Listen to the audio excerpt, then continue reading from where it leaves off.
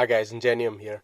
I compiled 5 things I love about my W203 a little while back, and this was just a follow-on to that. So these are the top 5 things I hate about the W203.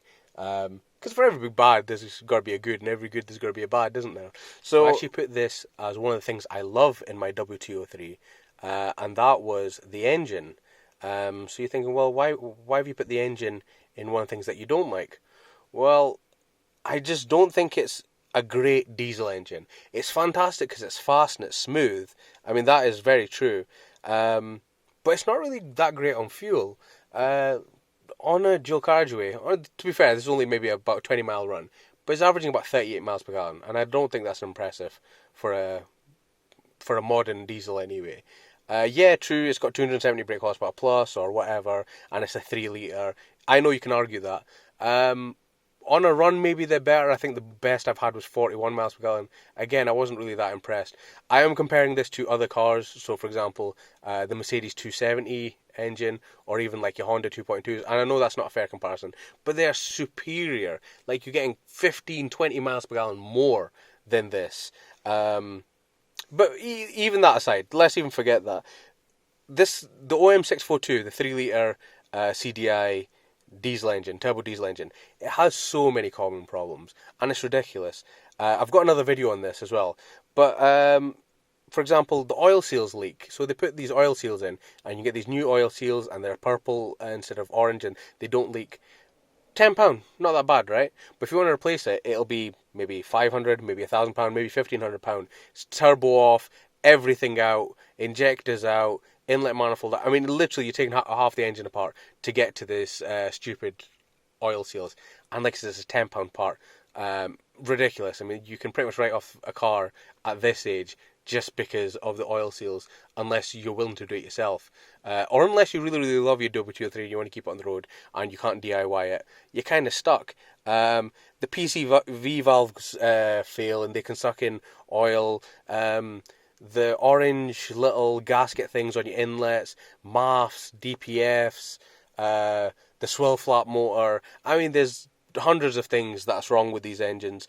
And the stupid thing is, the Mercedes haven't fixed them as well. Some of these engine problems happen all the way up to 2010, 2014, all the way beyond. But yeah, in my opinion, for Mercedes-wise, the 270 engine is better. It's not as smooth because it's a 5-cylinder. It's not a V6. It's an older style engine as well, so on idle, it's a lot more tractory. Not going to deny that. And it's nowhere near as fast as the OM642, the 3-litre V6. I won't deny that. But when it comes to pure MPG, I think the 270 is far superior. You'll be talking 15 miles per gallon more than on this 3-litre.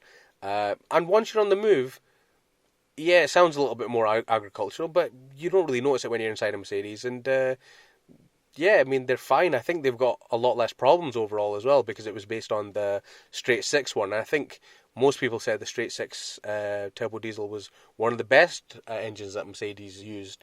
And the other thing as well is that on this OM642, they're only mated to the 7-speed gearbox, and a lot of people say a lot of bad things about the gearbox, but that's another story. So that's one of the things I hate about my W203. Second thing I hate about my W203 is this stupid armrest. Oh my god, I hate it. I can't find anywhere how to fix it. Somebody showed me, you press the tongue on the top and then you press the 2 buttons and you push this and you do this. I can't get it on. He can't get it on. Nobody can get it on. I've been on YouTube videos. I've been on forums. I can't work it out. What a stupid design for an armrest. It annoys me so much. And my glove box has fallen off. But I think that's a common fault as well. But anyway, that's just the most annoying armrest in the world ever. The third thing that annoys me about Mercedes is the price of parts. I know it's a Mercedes, and you expect Mercedes to be expensive, but Mercedes takes the mick when it comes to prices of parts. This is an older car now, and I know Mercedes is basing price of parts on when cars were new, and this was maybe a 25, 30,000, 35,000 pound car. I don't know how much this cost when it was new. But for example, I was looking for bolts for the front grille, and they were like £11 each, and that was from a Mercedes dealer that sells things discounted on eBay. A circlip for the bonnet was £6. A circlip. I mean, ridiculous. eBay can be cheaper for some Mercedes parts. You can get genuine parts from Mercedes. But generally, if it has to be a genuine Mercedes part, you're getting ripped off. You can try and rationalize it however you want. Oh, Mercedes makes better quality parts, even though I think a lot of Mercedes parts are terrible. Some of the parts do fit better and stuff like that. But when it comes to things like if you got like a W220, maybe the W221s are like as well. If you need wiper blades, they're not that expensive for things like that. But if you need silly things from Mercedes, the price of parts can be ridiculous. For example, a turbo. The reason I got this car cheap, the turbo was supposedly faulty, and the price for Mercedes was £2,100 just for a turbo, not even for it to be fitted. On eBay, you can get them cheaper, and I know obviously eBay turbos, but still, I mean, you could just fit many eBay turbos for that price. There's a lot of places that refurbish turbos and things like that for £400-500, and these are places that I trust. But where are they getting £2,100 from? It's ridiculous. And like I says, bolts and screws and things like that can be extortionate from Mercedes. Some of the stuff, the prices, they're just ridiculous. And on a C Class, I still don't think it's too bad. But as soon as you say like W220 or W221 or W222, the sky's the limit for prices and what they can charge for them. The prices are just ridiculous. But yeah, that is one downside of owning a Mercedes, I suppose. One of the other things I hate about W203s is just the silly faults that they've had. Like, Mercedes can build brilliant cars. They really can. I mean, the W203 is a brilliant car, but like all cars, it's flawed. But there's silly faults. For example, a lot of these cars have parasitic battery drain, and it comes from the electric seats motors. Why was that not fixed? It's a simple fix, but if you had to take your car into Mercedes to get that fixed, obviously now these cars are older, people are doing DIYs and things like that, but that seems to have lasted for a long time. You need to clear all the drainage holes under the bonnet, or it floods the fuse box. I mean, that's just bad design, in my opinion anyway. The facelifts are better for the faults, I'll give it that, but still. There was rust on pre-facelifts. Like I says, facelifts are better, but pre-facelifts were terrible. I mean, I do think that's one of the reasons E46s outsold the C Class, was because the quality of the early C Classes, the W203s, they weren't really good. I used to own one a long time ago, and it wasn't that nice. When I got an E46 at the time, the E46, quality-wise, and I don't really rate BMWs, but quality-wise, the E46 absolutely crapped on the W203. Like I says, the facelifts are better, but they have these silly faults, and they have lots of them. And with cars getting older, they're getting more expensive to maintain now. Unless you're a DIYer, it can be really hard. Some of them will be super reliable, but they're small niggly faults that you want to get fixed because it does slightly ruin the enjoyment of your car. But sometimes they're just an expensive fix. Or sometimes, like the seat motor thing, it can be something that, unless you know it's something like that, you're going to have to pay a mechanic to do, to find the fault. He might not know what it is. He can spend hours on it. It's going to cost you an arm and a leg. It's just silly. I honestly think Mercedes could have done better on this. But that's another thing I hate about the W203. And the last thing, and not that I hate about the W203, but this is more of an observation, and I'll probably get a lot of hate for this, but I think the W211, the E Class of the similar age, is just a superior car. I've owned a W211 in the past. I owned it after my W203, and I just thought it was a better car. I still love the W203, don't get me wrong, it's a great car, but with CLSs and E-Classes, the W211, the prices are dropping now, and they're just as cheap as W203 C-Classes now, and I think they're a better buy. You can get them with the same engines, you can get them with the OM642 or the 3.5 V6 or whatever engine you want, except for maybe the 180 compressors. But generally, the popular engines, you can get them in the same ones, the 220 CDIs and things like that.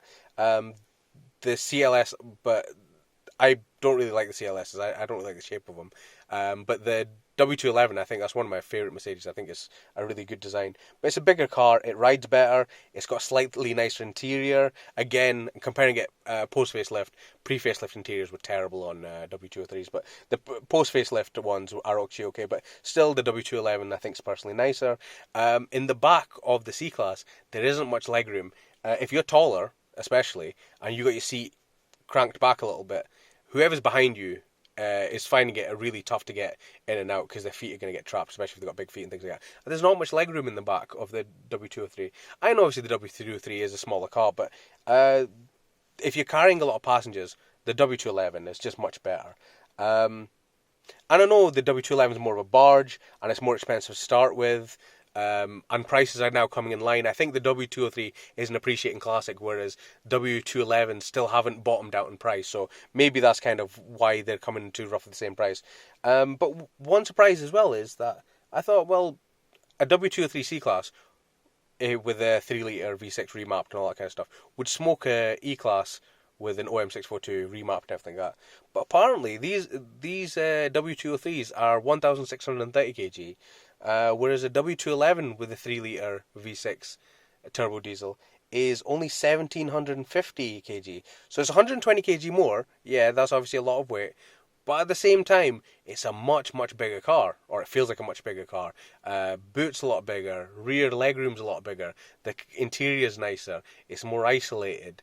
In my opinion, it's just a better all-round car. But I still have my W203. I think it's a great size. I don't carry passengers anymore, so this size kind of does me. And these are just some faults with it. All cars have faults, but I still do like it. I think it's a really good car, especially the value for money at the moment. I think these are going to start to go up in price soon, and then you could pick more flaws with them, because once they're more expensive, then yeah, you can say, well, it's not like this and not like that. But at the moment, they're cheap as chips, and they're a really unappreciated classic. E46s seem to get all the love of this era, which I understand because pre-facelift W203s were terrible, but these post-facelift ones are great cars, maybe because you got more manuals than the E46, you got things like the 330 Ci or the 330s. Mercedes never really had that following with their engines, even though, you know, some of the engines were absolutely fantastic. Again, like this OM642, really, really fast engine. But yeah, that's just some of the things I thought about that I didn't like about my W203. I hope I don't get too much hate. If you agree with me, disagree with me, and my point's valid, just let me know. Hopefully you like this video, give us a subscribe, and that'd be great because it helps the channel grow. Thanks.